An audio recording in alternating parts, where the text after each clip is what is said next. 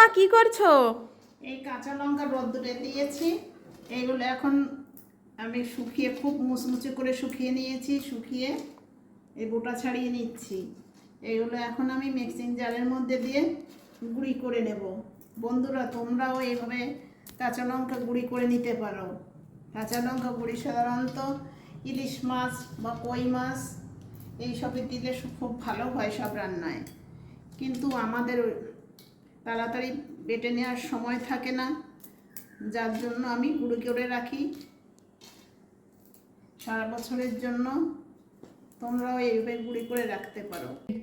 বন্ধুরা, তোমরা যখন কাঁচা লঙ্কার গুঁড়ি করবে তখন একটা মাস্ক ইউজ করবে, নাহলে তোমাদের ঠান্ডা লেগে যাবে। ঠান্ডা লেগে গেলে হাঁচি হবে।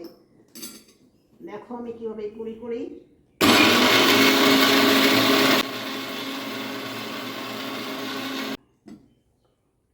দেখো কত সুন্দর হয়ে গেছে।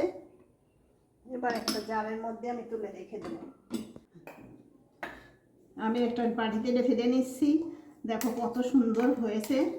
তোমরাও এরকম বাড়িতে বানিয়ে নিতে পারো কাঁচা লঙ্কার গুঁড়ি, তাহলে কোনো সমস্যাই হবে না। তোমাদের রান্নার টাইমে হাতের কাছে সব পেয়ে যাবে।